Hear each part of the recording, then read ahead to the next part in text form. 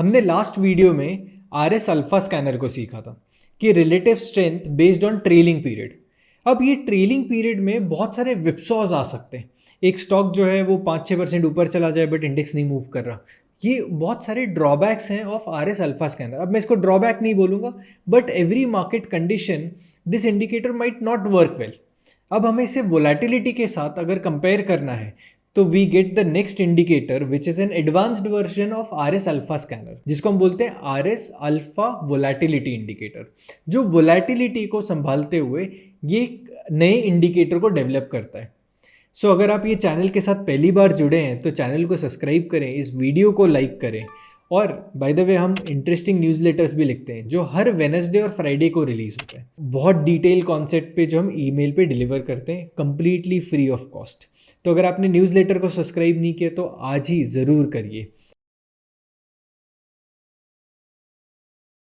अब relative strength में हमने ये कैलकुलेट किया था, रिलेटिव स्ट्रेंथ अल्फा स्कैनर में, कि rate of change of numerator minus rate of change of denominator, ये जो भी वैल्यू है कि इसको हम प्लॉट करेंगे ऑन अ ट्रेलिंग पीरियड। जो प्राइस मूवमेंट है वो स्टॉक का और इंडेक्स का अलग अलग हो सकता है। इंडेक्स जो है वो बहुत ज़्यादा ऊपर नीचे मूव नहीं करता एक दिन में, शायद 1%, 1.5%।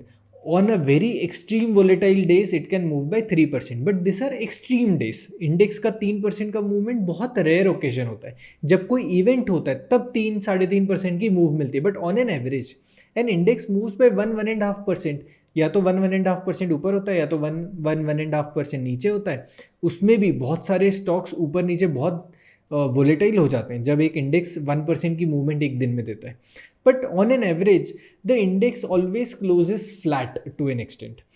अब इसका मतलब क्या है कि अगर एक स्टॉक एक महीने में 10%, 15% की मूव दे सकता है, स्टॉक एक दिन में 3-4% ऊपर नीचे मूव कर सकता है। Are S alpha scanner might not give the write signal every time. ठीक है, तो इसमें हम एक और चीज़ ऐड कर देते हैं। हम इसमें नेट रिटर्न्स को कैलकुलेट करते हैं। नेट रिटर्न्स का मतलब क्या होता है कि जो rate of change of numerator था और rate of change of denominator था, हम उसको उसके वोलेटिलिटी से सब्ट्रैक्ट कर देते हैं। मतलब रेट ऑफ चेंज जो है, अगर हमने काउंट कर लिया कि पिछले 50 दिन में एक स्टॉक ने कितनी मूवमेंट दी, तो वो हम पहले कैलकुलेट करते हैं। So that is the first part. अब इसमें से ये जितना भी मूव है उसमें से माइनस वोलेटिलिटी कर देते हैं। अब वोलेटिलिटी का जब भी जिक्र होता है इसका मतलब होता है कि एवरेज ट्रू रेंज जो है वो स्टॉक की उस पीरियड की, उसमें से उसको माइनस कर देंगे। सिंपल सी अंडरस्टैंडिंग है। So if a stock has given a positive return of 50%, but the volatility of the stock is 15%, मतलब एक स्टॉक का जो वो 50 पीरियड पे हम कैलकुलेट कर रहे हैं, वो 50 पीरियड का जो रिटर्न था वो मान लेते हैं 50% रिटर्न आया और उसकी एवरेज वोलेटिलिटी इज 15। अब average volatility 15% is too big, इतना नहीं होता, क्योंकि 15% मतलब एक स्टॉक 15% ऊपर नीचे की रेंज में घूम रहा है। ठीक है, तो वो बहुत रेयर ओकेशन है। But on an average the ATR of a stock somewhere remains between 3.5 to 5%, इसके बीच में रहता है। अब हम एवरेज आइडियल केस ही कैलकुलेट करते हैं कि उसने 50% की मूव दी, 50% की मूव में से आप वोलेटिलिटी सब्ट्रैक्ट कर दो, मे बी 4 या 5% का उसका ATR होगा, तो वो हमने सब्ट्रैक्ट कर दिया। तो 50 - 5 विच वॉज द वोलेटिलिटी, तो हमें नेट रिटर्न कितना मिला, 45%। तो हमने वो यूज़ किया इंस्टेड ऑफ एब्सोल्यूट रिटर्न। तो जो आर एस अल्फा स्कैनर में हम 50 को कंसिडर कर, 50% रिटर्न आया तो 50% को कैलकुलेट कर लेते, but are S alpha volatility scanner में हम उसकी जो वोलेटिलिटी है उसको सब्ट्रैक्ट कर देते हैं। So what happens is the stocks which are highly volatile, अब ये स्टॉक्स वो होते हैं स्मॉल कैप के सेक्टर के। अगर आप उसको निफ्टी 50, निफ्टी 5, निफ्टी 200, निफ्टी 100, अगर ये वाले बास्केट पे अगर देख रहे हो ना, तो are S alpha and are S alpha volatility will give similar results. अब ये आर एस अल्फा वोलेटिलिटी कहाँ पे काम में आता है, जब हम हाईली वोलेटाइल इंस्ट्रूमेंट में देखते हैं तब। ठीक है, so this understanding is very important because we are subtracting volatility. अगर वो स्टॉक में इतनी ज़्यादा वोलेटिलिटी नहीं है तो वो क्या होगा कि 2-3% माइनस हो जाएगा, तो उतना तो हमारे डिवीजन सब्ट्रैक्शन में तो इतना कुछ वो फैक्टर इन ही नहीं करेगा। But it's an upgraded version of R S alpha scanner कि हम इसमें वोलेटिलिटी सब्ट्रैक्ट कर देते हैं। जब हम वोलेटिलिटी सब्ट्रैक्ट कर रहे हैं न्यूमरेटर में से, तो उतनी वोलेटिलिटी हमें डिनोमिनेटर से भी सब्ट्रैक्ट करनी पड़ेगी। तो अगर निफ्टी ने उसी पीरियड में रिटर्न दिया, फॉर एग्जाम्पल हमने डिनोमिनेटर निफ्टी 50 को कंसिडर किया, उसने रिटर्न दिया ये 50 पीरियड में शायद 10% का मूव दे दिया। अब ये 10 पीरियड में एवरेज निफ्टी का average volatility for example is 1% और 2%, तो हमने 10 - 2 कर दिया तो इसका मिला 8, और न्यूमरेटर जो हमारा था उसमें वोलेटिलिटी थी 5 की, हमने सब्ट्रैक्ट करके हुए हमें नेट रेट ऑफ चेंज 45 का मिला, तो 45 - 8 किया अब। So technically what we are doing, we are calculating net returns rather than calculating absolute returns. Absolute returns में से हमने वोलेटिलिटी माइनस कर ली तो नेट रिटर्न्स मिला। अब ये net return of numerator minus net return of denominator, तो हमें दोनों में से वोलेटिलिटी सब्ट्रैक्ट करनी है। ऐसा नहीं कि सिर्फ न्यूमरेटर से ही सब्ट्रैक्ट की, डिनोमिनेटर से भी वोलेटिलिटी सब्ट्रैक्ट करनी है, और फिर हमने इसे प्लॉट किया। अगर आप ऑब्जर्व करें तो Nifty alpha scanner and Nifty RS volatility scanner has no much difference. अगर आप यही एनालिसिस निफ्टी 250 पहले 250 स्टॉक्स में कर रहे हैं तो आपको कोई डिफरेंस नहीं महसूस होगा, बट जैसे ही आप उसके बाहर चले जाते हैं तो फिर इफेक्ट आने शुरू हो जाएंगे। So whenever you are using RS volatility scanner, ensure that you are using it on small cap companies। और टेक्निकली अगर आप RS volatility scanner, RS alpha volatility ही यूज़ करो तो भी आपका काम बन सकता है। The understanding of RS alpha and RS volatility is same. इसके जीरो लाइन मतलब न्यूट्रल हुआ कि net returns minus net return of numerator minus net return of denominator, तो ये जीरो हो गया। जीरो के ऊपर जो भी प्राइस है वो आउट परफॉर्मेंस है, जीरो के नीचे जो है वो अंडर परफॉर्मेंस है। So analysis is still the same, just that we have incorporated volatility in our calculation. Very simple, जो भी हमारी अंडरस्टैंडिंग उसकी है, प्राइस पैटर्न बिहेवियर सारे एप्लीकेबल है। So now let us go to charts and plot it. अगर आप video यहाँ तक देख रहे हैं तो आप ट्रेडिंग में इंटरेस्ट रखते हैं, मैं आया हूँ लेकर TNT1 मेंबरशिप, जहाँ पे आप मेरे से candlestick, Renko and P&F chart सीख सकते हैं। हम हर हफ्ते मिलके वीकली एनालिसिस करेंगे, हर महीने कॉन्सेप्चुअल अंडरस्टैंडिंग बिल्ड करने के लिए मंथली कॉन्सेप्चुअल वेबिनार्स करेंगे। अगर आप एक स्ट्रक्चर में मार्केट को मास्टर करना चाहते हैं then subscribe to TNT1, link is in the description. तो मैंने इसका एक टेम्पलेट बनाया हुआ है RS अल्फा वोलेटिलिटी का। सिंपल हमारा स्कैनर है ये। सो RS अल्फा वोलेटिलिटी क्या करता है, सिंपल हमने यहाँ पे डिनोमिनेटर दे दिया निफ्टी 50, पीरियड इज 50, और MA जो है वो 50% ऑफ जो पीरियड हम यूज़ कर रहे हैं वो है, तो दिस इज 25 पीरियड। और ऐसे करते हुए हमने प्लॉट कर दिए, और जो मूविंग एवरेज है वो 21 पीरियड एक्सपोनेंशियल मूविंग एवरेज है। Every understanding is same. अगर हम यहाँ पे भी ऑब्जर्व करेंगे, जीरो लाइन के ऊपर प्राइस गया इस पॉइंट पे। अब इधर ही कौन सा पैटर्न बनाया, रेक्टेंगल पैटर्न बनाया, तो हमने यहाँ से एक रेक्टेंगल पैटर्न ड्रॉ कर दिया। सो this is a rectangle pattern getting plot. इसका ब्रेकआउट मिला हमें इस पॉइंट पे, जो RS अल्फा वोलेटिलिटी में भी पॉजिटिव टेरिटरी में जीरो के ऊपर है, तो हमने यहाँ पे पार्टिसिपेट किया। प्राइस जब तक मूविंग एवरेज के ऊपर है हमने पार्टिसिपेट किया, और मे बी ये एक पॉइंट है जहाँ पे प्राइस जो अपने एवरेज लाइन के नीचे आ गया, तो हमने यहाँ पे एक बार के लिए एग्जिट कर दिया, which was on 22 May, and consistently it remained below its average line, और फिर वो करेक्ट भी हुआ। अगर हम यहाँ पे ऑब्जर्व करेंगे तो ये अपने एवरेज और RS पॉजिटिव लाइन में चला गया, और यहाँ पे अगर हम देखते हैं इस कैंडल में इसने प्राइस ऊपर की तरफ में गया, बट पैटर्न कौन सा बना है, एक रेक्टेंगल, एक ट्राइंगल पैटर्न बन रहा है। तो हम ट्राइंगल पैटर्न ड्रॉ कर लेते हैं। So let me draw a triangle pattern. Triangle pattern RS positive territory में, बट फॉल्स ब्रेकडाउन आ गया, मतलब प्राइस जो है इसने ब्रेकडाउन कर दिया, प्राइस नीचे जा रहा है, और अब यहाँ पे ये अपने एवरेज के नीचे आ गया, इवेंचुअली ये जीरो लाइन के नीचे भी आ गया इस पॉइंट पे। अब यहाँ पे फिर से एक रेक्टेंगल पैटर्न बन रहा है, तो हमने फिर से पार्टिसिपेट किया, मतलब फिर से हमने एक पैटर्न को ड्रॉ कर लिया, तो ये एक रेक्टेंगल पैटर्न बन गया। अब ये रेक्टेंगल पैटर्न का ब्रेकआउट आया, but this is the point where it went above its zero line. अब ये जब जीरो लाइन के आसपास गया तो हम फिर से ऑब्जर्व करेंगे कोई पैटर्न वगैरह बन रहा है, तो इस पॉइंट पे अगर ये पॉइंट पे अगर हम बन रहे हैं तो यहाँ पे कुछ ऑब्जर्वेशन नहीं है, मतलब there is nothing that is getting form, there is no major pattern, but the pattern started getting formed here at this point, कि अगर हम यहाँ से देखेंगे तो ये एक टॉप है, ये बॉटम है, यहाँ पे एक रेक्टेंगल पैटर्न बना। ये रेक्टेंगल पैटर्न का ब्रेकआउट आया जहाँ पे RS पॉजिटिव टेरिटरी में, तो हमने यहाँ पे पार्टिसिपेट किया, और यहाँ पे वो एवरेज लाइन के उसके नीचे आ गया। This was the point where it came below the average line. अगर हम मूव एनालाइजर से मूव कैलकुलेट करेंगे तो from this point to where it came below the average line is this point. अगर ये कैलकुलेट करेंगे तो 26 डेज तक आप इस ट्रेड में थे, 8.87% की मूव मिली। अगर आप इसको बैंक ऑफ बड़ौदा का स्टॉक है, अगर आप इसको एफएनडो में ट्रेड करोगे 8% की मूव एक 26 कैलेंडर डेज में आ रही है। And if you are trading it in futures you will be able to capture a big amount, क्योंकि आप 5x लेवरेज प्रोडक्ट में कर रहे हैं। और अगर आप टेक्निकली इसको कैश में भी ट्रेड करें तो 8% का मूव बहुत होता है।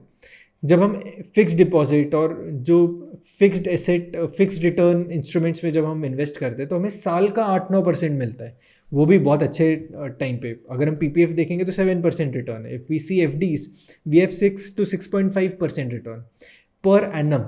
अगर आपको यही 8-8.5% का मूव एक 26 दिन में मिल रहा है तो बहुत अच्छी बात है ये तो, right. So RS will help you identify that.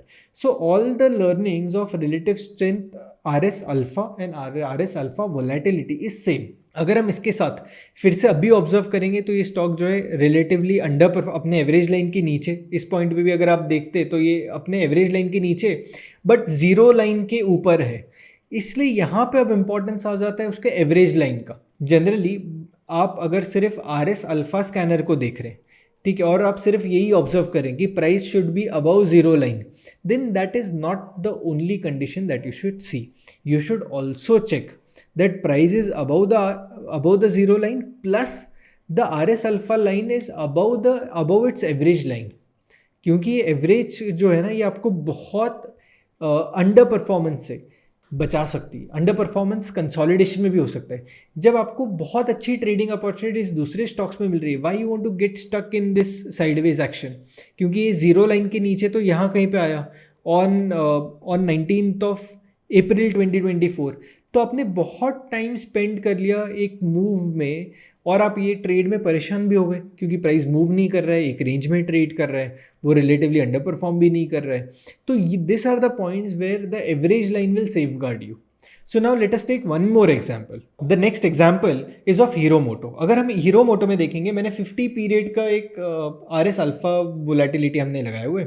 अब आप यहाँ पे देखिए, eight this point it is relatively under performing zero line के नीचे फॉर अ लॉन्गर टाइम। ये एक पॉइंट है which is on 12th May 2023, यहाँ से आउट परफॉर्मेंस स्टार्ट हुआ। अब जब भी आउट परफॉर्मेंस स्टार्ट हो तब हमें ये देखना है कि इसके बाद जब भी पैटर्न बनेगा वहाँ कहीं पे हम पार्टिसिपेट करेंगे। There has to be a pattern, a technical pattern to participate. तो यहाँ पे ऑब्जर्व करते हैं तो there is a market structure, low pattern and so on, it is getting formed. अगर हम फिर से ऑब्जर्व करेंगे तो एक बड़े कंसोलिडेशन में हम चले गए। So this is a bigger consolidation which is getting formed and this are one of the important points कि यहाँ पे कंसोलिडेशन का ब्रेकआउट भी आ रहा है और इस पॉइंट पे ये जो ब्रेकआउट आने से पहले ही ये आप देखो जीरो लाइन के ऊपर चला गया which is on 16th October 2023। तो 16th October 2023 में ये ऑलरेडी अपने जीरो लाइन के ऊपर चला गया from an RS point of view और इवेंचुअली इसने ब्रेकआउट दिए। तो ब्रेकआउट प्लस रिलेटिव स्ट्रेंथ का outperformance is a very good point to participate. अगर हम यहाँ पे देखेंगे तो कंटिन्यूसली आउट परफॉर्मेंस चल रहा है। ये एक पॉइंट आया फॉर 3 days। अगर हम यहाँ से ऑब्जर्व करेंगे तो 1 2 3 4 5 3 days ये ट्रेड जो है इसने इस पॉइंट पे, अगर हम थोड़ा सा और मैं इसको डिटेल में चला जाऊँ तो अगर हम इस डे पे देखेंगे तो RS AV and average line is 0.19।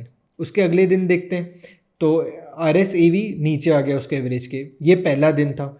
दूसरा दिन है जहाँ पे RS AV line is below the average line और तीसरा दिन है जहाँ पे again RS AV line is below the average line.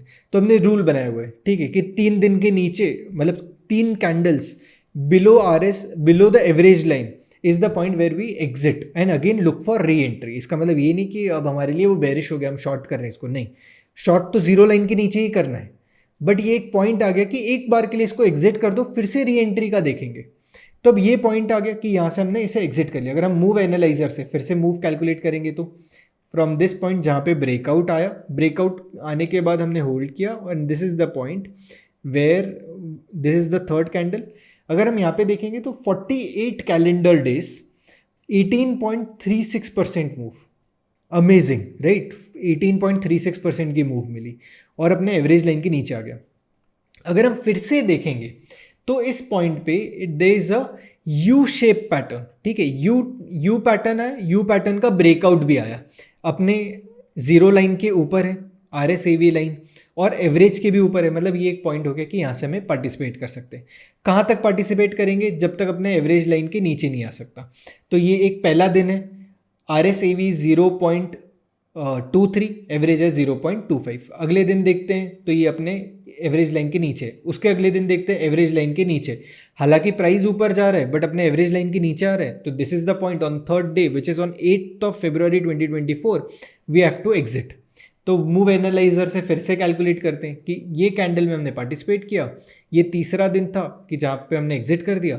तो इन 28 कैलेंडर डेज, इन 20 कैंडल्स हमें 10.72% की रिटर्न मिला। मतलब एक महीने के अंदर अंदर हमें फिर से एक 10% की मूव मिली। तो अगर मैं यहाँ से कैलकुलेट करूँगा तो 18.36% की मूव प्लस मोर 10.72% मूव, विच अगर राउंड ऑफ करेंगे तो 18 एंड 18.3 प्लस 10.7 विच इज़ 29। तो 29% की मूव आप कैप्चर कर पा रहे हो। एंड इसके बाद अगर फिर से देखेंगे तो अब ये रिलेटिवली अंडर परफॉर्म कर रहा है, एक लंबे टाइम तक अंडर परफॉर्मेंस चल रहा है कि अपने एवरेज लाइन के नीचे। तो अब यहाँ पे हम कुछ भी नहीं कर रहे। Now this is the point where price has gone below the average line and it is also about the, it is at the zero line. अगले कैंडल में फिर से जीरो लाइन के ऊपर आ गया। तो हम यहाँ पे फिर से एक रेक्टेंगल पैटर्न ड्रॉ कर सकते हैं। तो यहाँ से दिस इज द हाई और ये एक पूरा एक रेक्टेंगल पैटर्न बन गया। ये रेक्टेंगल पैटर्न का ब्रेकआउट मिला हमें इस कैंडल पे विच is on 14th of May 2024। Price is still trading above its average line, it is still trading above RS positive. अगर मैं इसके मूव एनालाइजर को फिर से कैलकुलेट करूं, सो from this point to this point which is an ongoing trade, तो हमें पिछले 27 दिन में 13.47, अभी मैं 27 कैलेंडर डेज की बात कर रहा हूँ, तो 27 कैलेंडर डेज में सैटरडे संडे इंक्लूडेड होते हैं। तो 27 कैलेंडर डेज में हमें 13.48% की मूव मिली। Again very good move. और ये अभी भी ऑनगोइंग ट्रेड है, क्योंकि क्या हो रहा है, ये जो RS अल्फा वोलेटिलिटी है वो अपने एवरेज लाइन के ऊपर है। नेगेटिव कहीं सेंटिमेंट बना ही नहीं है, प्राइस मूविंग एवरेज के नीचे आया ही नहीं है और एवरेज लाइन के नीचे भी नहीं आया है। तो ये सारी जगह से ऑनगोइंग है, और भी ऊपर जा सकता है बट हमें इतना ये रिटर्न देखने को मिल रहा है, राइट। सो अगला एग्जाम्पल है पॉलिसी बाजार का। अब पॉलिसी बाजार एक बहुत पॉपुलर कंपनी है और अगर हम यहाँ पे ऑब्जर्व करेंगे, so price is about the zero line on 17th of November 2023। Zero line के ऊपर आया बट कोई पैटर्न का ब्रेकआउट नहीं मिला हमें। इसके बाद फिर से एक ब्रेकआउट पैटर्न बन रहा है, तो मैं इधर मार्क कर देता हूँ, ये एक यू शेप पैटर्न बन रहा है, उसका कंसोलिडेशन ब्रेकआउट है। यहाँ पे हमने कहीं पार्टिसिपेट किया तो price is below the average line, तो यहाँ पे फिर से एवरेज लाइन के नीचे आ गया। तो एक बार के लिए आपने जहाँ पे पार्टिसिपेट किया उसी कॉस्ट पे आपने एग्जिट भी कर दिए। Again there is a rectangle U shape pattern, यहाँ पे इसका ब्रेकआउट मिला। RS लाइन भी जो है वो जीरो के ऊपर है, एवरेज लाइन के भी ऊपर है, और यहाँ से हमने पार्टिसिपेट किया कहाँ तक, इस लेवल तक, where you have first second third candle which is below the average line. So you are participating, let me calculate from the move analyser कि आपने इस कैंडल में पार्टिसिपेट किया और यहाँ से ये पॉइंट पे गए। So you remained in the trade for 31 calendar days and you got 2.31% move. Not that amazing, ठीक है, कि आप 30 दिन रुके भी और 2.3% की मूव ही आप कैप्चर कर पाए। इसके बाद और आगे बढ़ते हैं and if you observe as of now there is a consolidation और इसके साथ में RS जो है वो जीरो लाइन के ऊपर है। बट अगर ओवरऑल सेंटिमेंट देखने जाएंगे तो ये एक बेरिश सेंटिमेंट में है। क्यों? एवरेज लाइन के नीचे, RS के एवरेज लाइन के नीचे, RS अल्फा भी डाउनवर्ड स्लोपिंग है। तो जब भी ये पहले बुलिश क्रॉस देगा और एक पैटर्न का कंसोलिडेशन ब्रेकआउट आएगा, वहाँ पे हम पार्टिसिपेट करेंगे। तो अगर हम लेवल वाइज अगर देखना चाहें तो ये स्टॉक में हम कहाँ पे पार्टिसिपेट कर सकते हैं, क्योंकि ये एक रेक्टेंगल पैटर्न बनते जा रहा है। So this is the point, a rectangle is getting formed. तो ये रेक्टेंगल का जब भी ब्रेकआउट आएगा और अगर उस पॉइंट पे RS पॉजिटिव होगा, RS अल्फा वोलेटिलिटी स्कैनर अगर पॉजिटिव होगा, जीरो लाइन के ऊपर है और अपने एवरेज लाइन के भी ऊपर है, तो हम यहाँ पे पार्टिसिपेट कर सकते हैं। सो अगला एग्जांपल है जोमेटो का। अब जोमेटो में अगर हम ऑब्जर्व करते हैं तो IPO के पॉइंट ऑफ व्यू से जब भी ये स्टॉक आया, ये रिलेटिवली अंडर परफॉर्म कर रहा है जीरो लाइन के नीचे बहुत टाइम तक।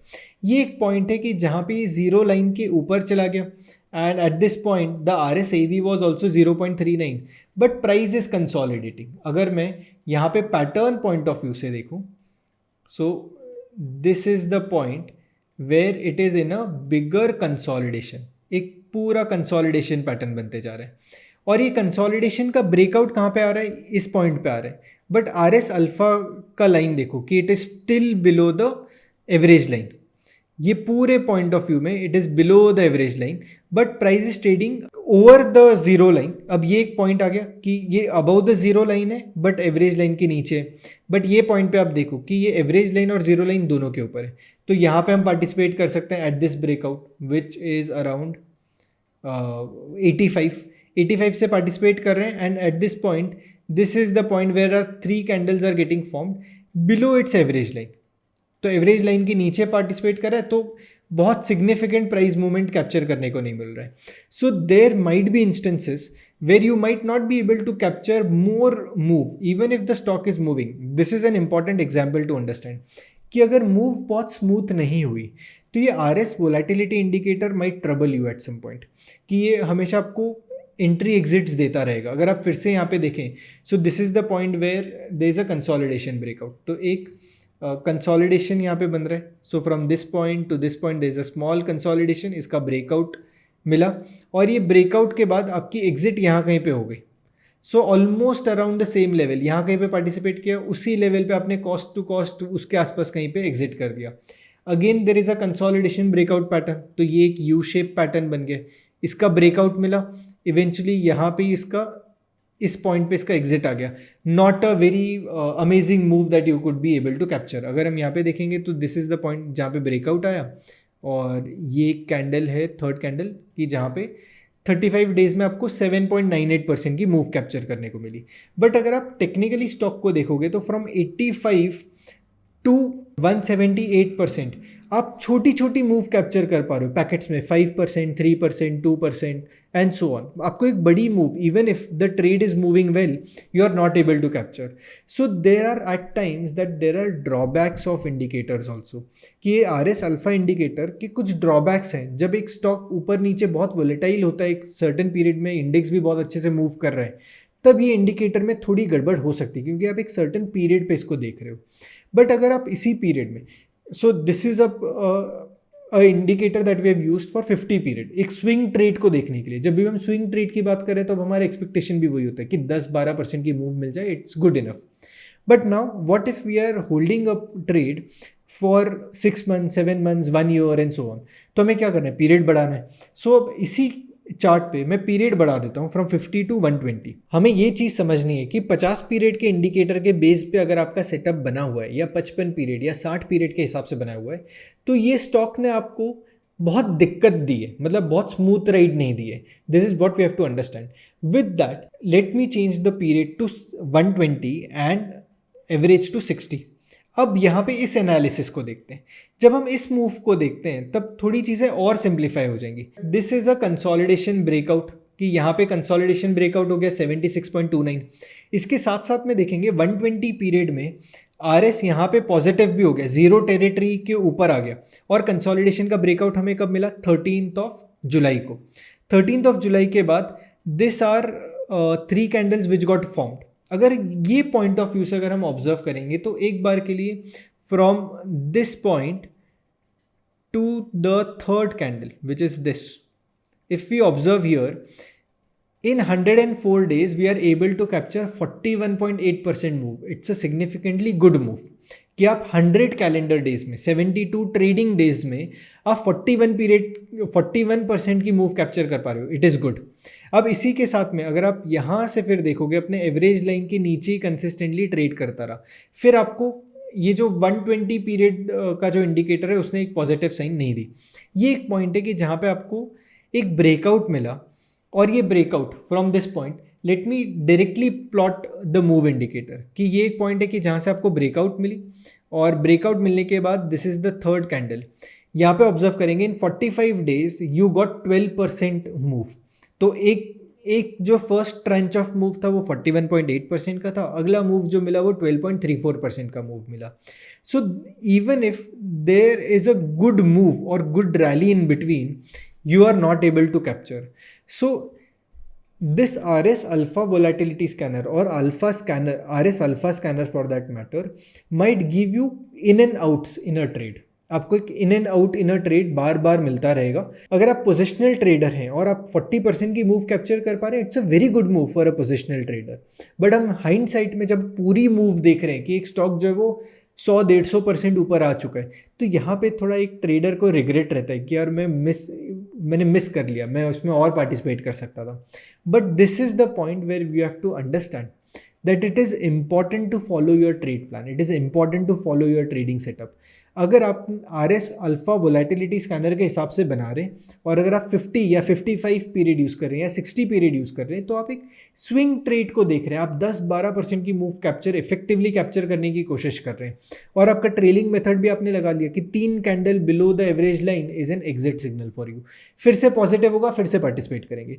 अभी जो मैं 3 कैंडल की बात कर रहा हूँ ना, कि अपने एवरेज लाइन के नीचे 3 कैंडल बनेगा फिर आप एग्जिट करोगे, not necessary that you also follow 3 candle rule.